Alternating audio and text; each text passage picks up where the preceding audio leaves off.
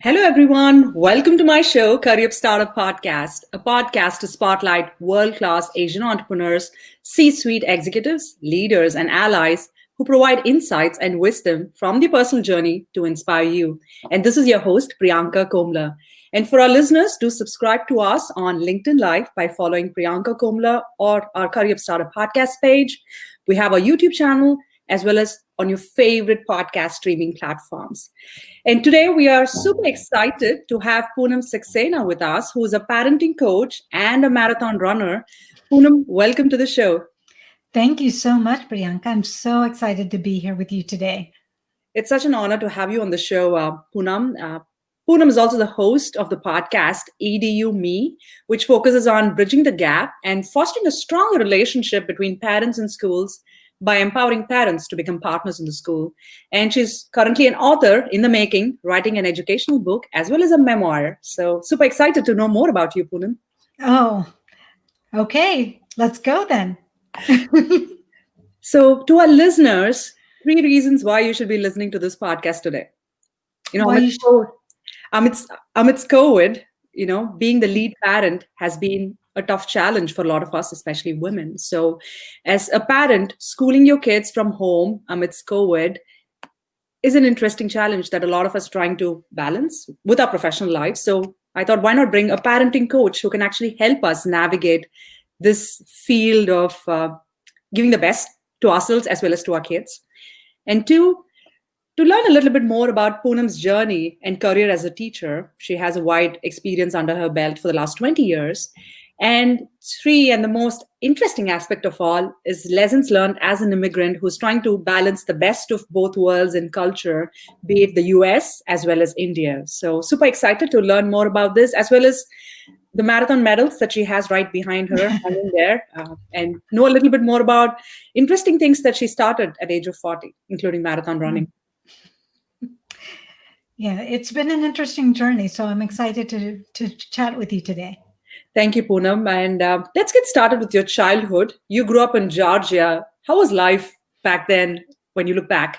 Back then, you have already acknowledged that I'm old. So yes, it was fit and fabulous. That's how I look at you. Well, thank you. So I grew up in the 70s in Georgia. My father came to do his, master's, his PhD, and ended up with a position at the University of Georgia. We landed in a city south of Atlanta that was only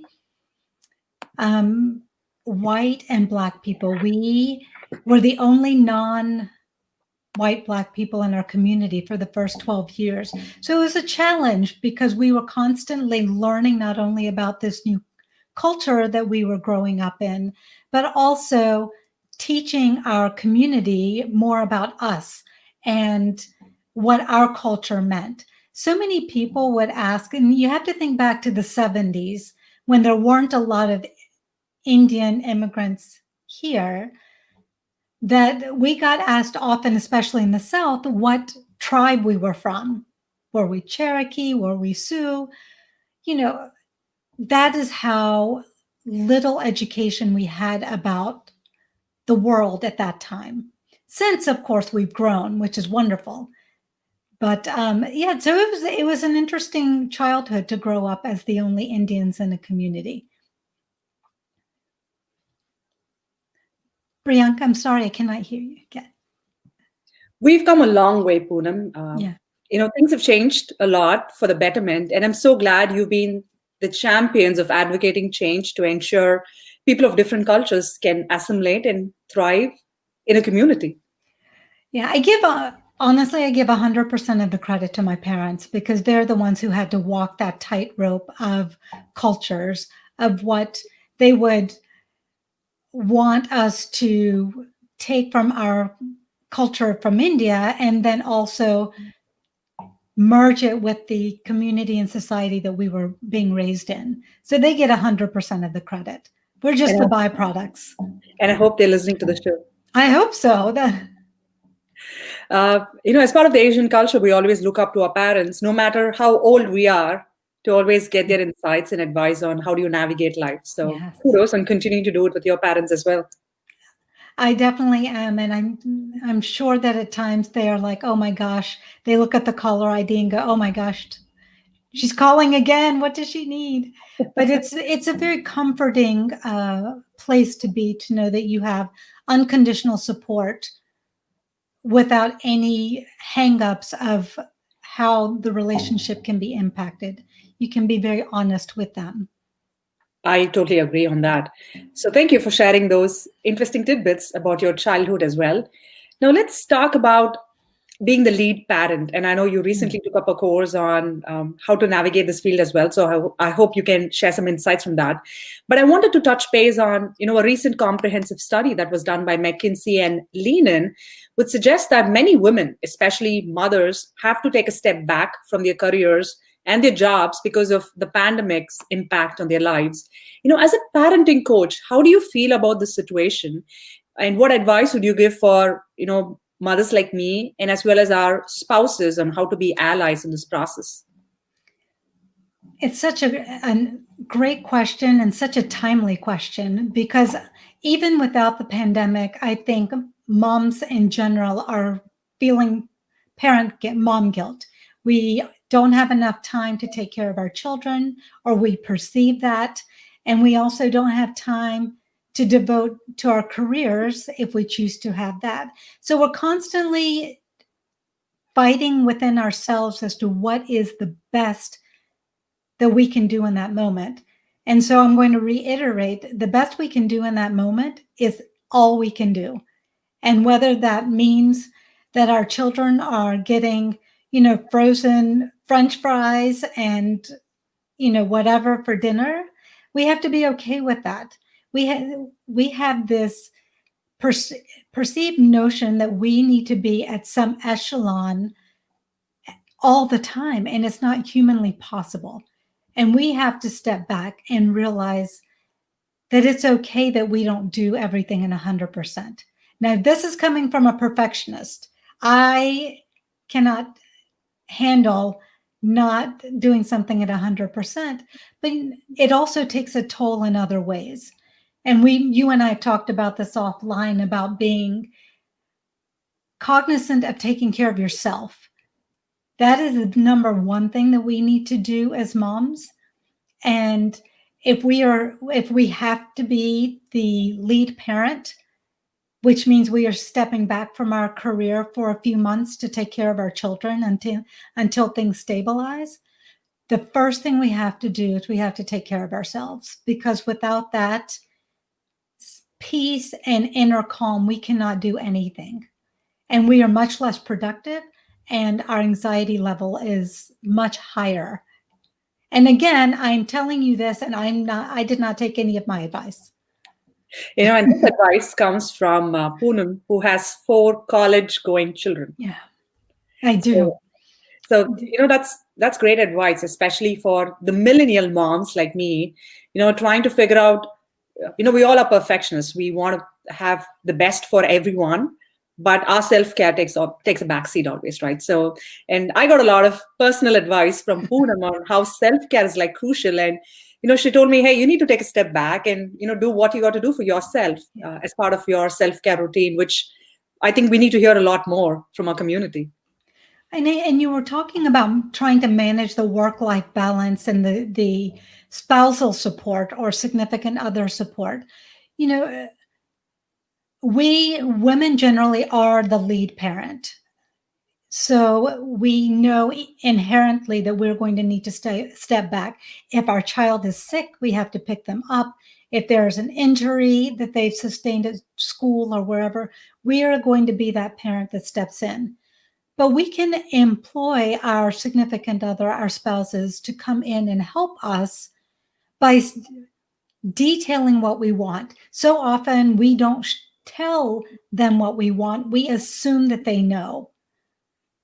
Just being in the house and, hopefully through osmosis. But we have to be very clear and concise in what we would like for them to do. And if that means, can you please chop the vegetables for me tonight so that I can do this? Then, that is something that they can help with. And that takes one more thing off of your plate. So, healthy communication is very essential, and delegating is something that as women, we need to feel comfortable doing on an ongoing basis. And Asian women don't do that very well. We don't generally communicate well, and we also don't delegate. So, what would you say if I ask if you can give us three great tips to be a good leader at work, but at the same time be a good parent to your kid? Okay, so I'm going to share one thing that we've already talked about, and that is to take care of yourself. You cannot do anything if you are not in a mental space to be focused on what you're doing, whether it is at work and focused on a project, or if you are talking to your children and trying to navigate a certain situation with them. It's very, very important that you do something for yourself so that you're in the right mind frame. The Mhm. second thing I would suggest is stay calm. And that is the hardest thing for us to do. We're just not wired to stay calm when we are going at 100 miles an hour trying to get everything done. But it's really important to find that moment of taking a deep breath, stepping back, and realizing what's the most important thing for you to do. Is it really going to change your life if your children have frozen French fries for dinner? Probably not. So we have to really prioritize. And then the third thing that I would say is show your children you love them. We Asians don't typically exude our love. We show them in other ways by cooking or by, taking them to this, that, or the other. But we need to tell them. We live in a country and we live in a society now where they need to hear those words from us because they need the security. Those are three awesome nuggets of wisdom, Poonam. And I really agree in terms of communicating to our kids that we love them. I think that's something that we'll have to do more intentionally as well. Yeah. Yeah. And it takes work. It doesn't just come naturally to a Like lot boom, of like us. overnight, right? Because I need to be, more cuddly with my kid or express my love and gratitude. It happens over a period of time. Yes, it definitely does. That's awesome. So let's talk about your journey as a teacher. So to our listeners, Poonam holds a bachelor's degree in psychology from Emory University and a master's in education from the University of South Florida. And you've also done teaching for 10 years, and then you spent 20 years volunteering in children's schools in their classrooms and working with the administrative staff. Talk to us about, an interesting aspect in this journey as a teacher. So I come from a family of teachers. I think, and I would say that we all come from a family of teachers, whether it's by profession or not. We learn something from every single person we interact with. They teach us something to let us think outside of the box, or if they're a teacher, then they are actually imparting something that they have researched or learned or in a classroom from our teachers. So when I was teaching, I taught special education students with special needs because I felt like they needed more of an upper hand than the regular education students. So my heart really goes out to those who are struggling. And maybe because I struggled with some of my part of my education career, that I had that empathy for those who are also struggling. So that's where my career focused. All of it was focused on students with special needs. But what I learned in those 10 years was there are three aspects of teaching, or three parts of education, I should say. One is the education, right? The teachers, the administrators, the districts, the federal and local governments, right? The departments of education. The second piece of that pie is students, because all of these entities are imparting their desires onto the students. The third piece that I found that was missing at a very high level was parent involvement, because the parents are the liaison between the schools and the children. And because students are being told what to do, they are following. That's how we normally are as young people. But parents are the ones who can actually come in and bridge that gap between the bureaucratic piece of education and the emotional piece of education, which is the students. No, So that's a that's, very that's yeah. a very good way of looking at it, Poonam, as somebody who has worn the hats of being a teacher as well as a parent herself. Parenting is hard. You know that. But what's hard is that when we send our kids to school, we're thinking that, okay, the teacher now has it. They're taking care of it. Okay, but the student doesn't understand all of the nuances that are being told to them. That's our job. Our job is to break them into pieces and then share them with our children, and then the reverse back to the teachers, the administrators, to give them feedback. And feedback in a positive, kind, thoughtful method is the way that we should be interacting with our schools. You can't wait until there's an emergency or an issue and then come in as a bully. You have to build those relationships early. That's a great piece of advice. Now let's talk about your cultures that you balance. As an immigrant, we talked about how you try to instill the best of both worlds, be it the US or back home in India. What's one advice you would have for Asian Americans like us, the younger generation, on continuing to value both the traditions, but at the same time having your individuality as part of your life? It's not easy. It's not easy. We are choosing, and my parents chose to raise us in a foreign land where they did not have all of the support, the emotional support of family and culture and familiarity. So what the piece of advice that I would give as you are raising your children in a different culture is stay true to who you are. If you are very tied to your family and culture in India, then you instill as much as you can while you are in that foreign land. But it's natural that your children will pick up only a piece of that. And obviously we cannot do it now because we cannot travel. But if you want to continue to create that culture, you have to take them back home to the motherland. You have to immerse them. What my parents did was every second summer, we would spend 3 months in India, completely immersed in our culture back home. We would ride the train and the buses and the rickshaws, and we would go to movies, and we literally lived in India for 3 months. And that is really how I am able to talk about my home. I consider India my home, even though I wasn't born there, a part of me. And then as you go down the generations, of course, you're going to lose some of it.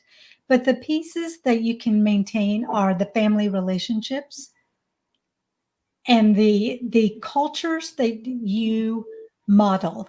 You celebrate the celebrations the festivities that you find important. We're all coming into festivities season, right? So many festivals coming. You do whatever you can, but you also have to be very mindful that when your child walks out the door, that they're in a totally different environment. They're not in our Indian or Asian environment. And that is something we have to be very cognizant of.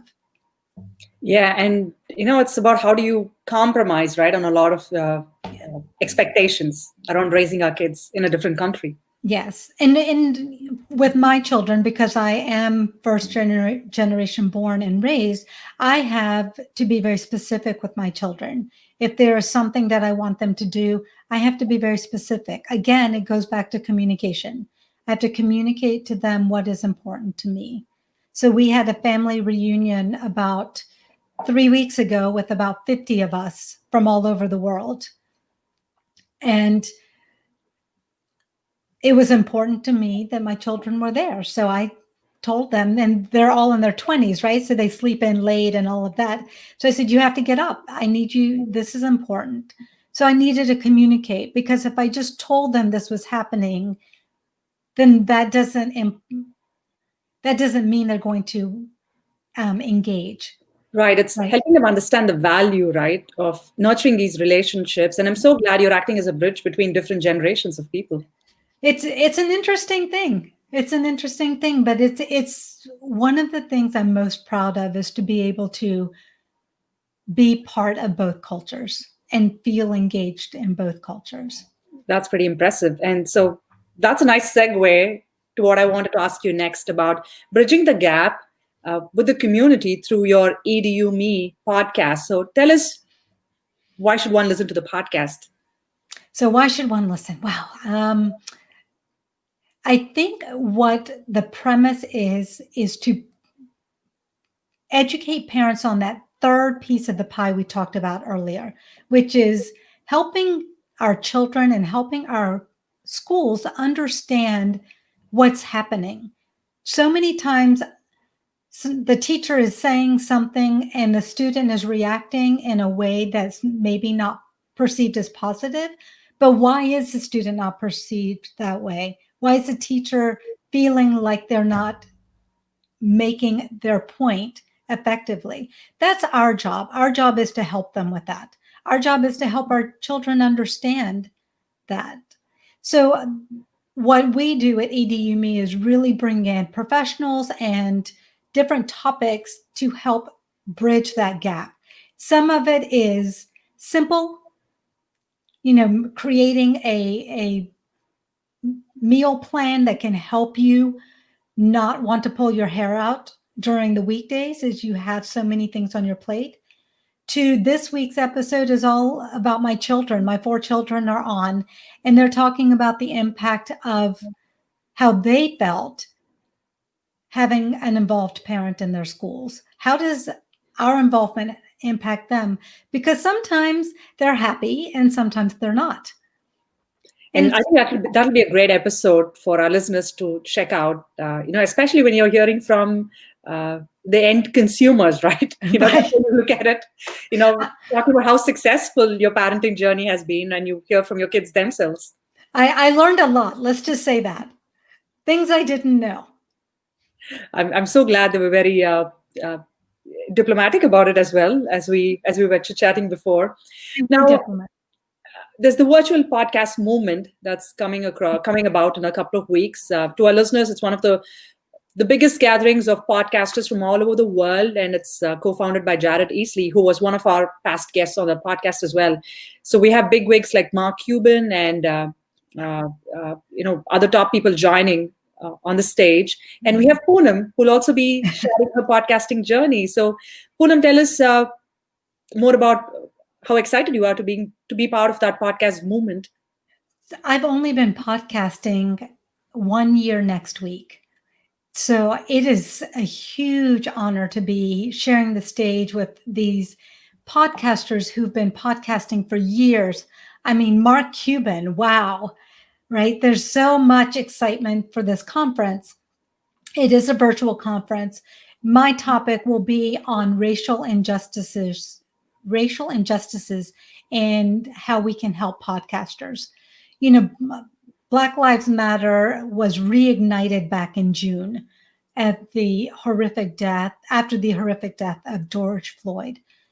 This is a cyclical issue that we are dealing with, but that's not the only issue we're dealing with. Racism is one of the things. So, we have gender inequality where women are still making only 81 cents on the dollar this year. I mean, we're in 2020. So my topic will be really talking to other podcasters out there to say, hey, bring in some of these underrepresented groups and let's have this conversation. Let's elevate their voices because their voices are just as important as anyone else's, and more so because they are underrepresented. That's amazing. Thank you so much, Punam. And to our listeners, if you're interested in being part of this podcast conference, you could be a podcaster or just want to learn about what podcasting is from all these varied hosts, we have an exclusive discount for $50 off as part of your registration fee. So stay tuned on our Twitter channels and LinkedIn channels to get that exclusive promo code. So you can go and hear Poonam as well. Yes, please join me. I would love to have you. That's awesome, Poonam. So we have a fun rapid fire round for you. Are you ready for it? Okay, let me adjust my seat. Okay, I'm ready. Go, Priyanka. All right. You tell me the first thing that comes to your mind in a word when I say the following: role model. My parents. What does happiness mean to you? Watching my children succeed. What's one fun thing about Poonam, apart from her marathons, I should say? Maybe you could talk a little bit about that, that you want to share with our listeners. Yeah, let me share that one, because what I thought of earlier, I don't think I want to share that because my parents are listening. Yeah, so I started running when I was 40. I was a couch potato. I did nothing until I was 40. I drank 3 Cokes a day. I had a bag of potato chips. I was the most unhealthy eater on the planet. I was never big, but it was just really unhealthy eating. And I turned 40 and I was looking at my heredity, right? My path forward, looking at, diabetes and heart disease and cholesterol and all of these things.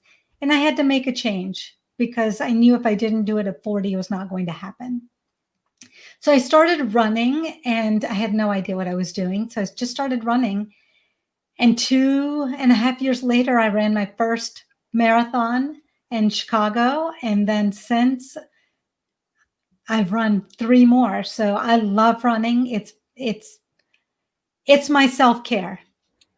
That's amazing. And you've done 4 marathons, and the medals behind her, which is what's hanging behind her. There you go, the proud accomplishments. Thanks for sharing that. Oh, thank you for highlighting it. The last question for you. What is your native language and one word to describe yourself in it? So my native language, my first language was Hindi. So even though I was born and raised here, my parents taught us Hindi first. So that was my first language. So I would say that is my native language. My one word to describe me, I actually had to text my kids and ask, because I wasn't really sure what my one word could be. So I am choosing passionate. I am passionate about my family. I'm passionate about my friends. I'm passionate about my work. And I'm passionate about wanting to continue to push the envelope. I don't want to have any regrets the day that my body gives up on me. I want to keep moving. So that's what I'm passionate about. That's a great piece of advice. And I'm so glad you got the opinion poll of your kids. And I'm having known you, they've looked at you in the right way, is what I would say. So well done, Mama. Thank you. I really appreciate that, Priyanka. Thank you so much, Poonam, for being on our show. And before I let you go, I would like to get some parting thoughts on your experience being on the show and why should one listen to the show? To your show? Mm-hmm. Oh, first of all, Priyanka's amazing. She's young, she's vivacious. She's got so many wonderful thoughts of how we can connect our cultures. And I did not have that growing up. So I'm so glad to see that you are doing that, because Asian Americans deserve a voice at the table every single day, and especially Asian American women who have traditionally not had that voice. So I am grateful for you for bringing this voice to so many people. Thank you so much, Poonam. And we're so excited and to have had you on our show. So thank you again. Thank you. It's been an honor. So to our listeners out there, the 3 key takeaways with Punam Saxena, parenting coach and podcaster and a marathon runner. 1, self-care is very important, especially when you're the lead parent. And I think we should not feel guilty about spending time for ourselves. And 2, being calm and composed, be it in communication with schools, your kids, and to yourself and your family. I think that's a crucial takeaway for us in these challenging times. And 3, it's never too late to get started, right? Especially when you started becoming a marathon runner in your 40s, that gives a lot of inspiration to always stay fit and fabulous like Poonam. And Punam, thank you so much for being on a show. And we really love edu-Me podcast. And I would encourage our listeners to go and hear this wonderful podcast, and especially the episode that she has with her husband, as well as the kids. It's always interesting to hear these funny, casual conversations which make you feel that you're part of a family. Well, I'm so glad that you listened, and I'm glad you enjoyed the one with my husband. That is how we actually talk. So it was an honest conversation. That's pretty awesome. And Punam, you also do webinars on these kinds of topics. Why don't you talk a little bit to our audience before we wrap up the Sure. show? Sure. So every Thursday at 7:30 on Facebook Live, I do a live webinar. It's really about what's going on in the world, what is affecting me, what is affecting you. So many times I'll put a poll out on social media to say, what are you struggling with this week? Let's talk about it. Because right now we're struggling with so many different things. So the webinar, and I call them edu-Nars, they're educational webinars, to really bring in everyone so we can have a dialogue. Right now, that's what we're missing. We're not able to have human to human contact. So come join me at my table on Thursdays. That's awesome. And we'll have the links to Poonam's work as part of our episode notes. So do check them out. And it's time to share some thoughts from our listeners. We have Satya who says, nice show. So thank you, Poonam, for that wonderful validation we're getting from our listeners as well. Yeah. So thank you again, Poonam. And we're super excited for your upcoming podcast talk at the Virtual Podcast Movement, as well as to all your endeavors going forward on edu-Me in terms of educating parents as part of being great parents as well as great human beings for ourselves. Thank you. And good, so much luck to you as you're bringing these voices to the table. Thank you, Punam. So to our listeners, thank you so much for joining us. Until another episode with another interesting guest, this is your host, Priyanka Komala, signing off from Curryup Startup Podcast, a podcast to spotlight world-class Asian entrepreneurs, C-suite executives, leaders, and allies who provide insights and wisdom from their personal journey to inspire you. And do subscribe to our podcast channels on YouTube under Curryup Startup Podcast, our LinkedIn Live by following me, Priyanka Komala, and catch up on all these episodes on your favorite podcast streaming platforms. Thank you and have a wonderful rest of the day.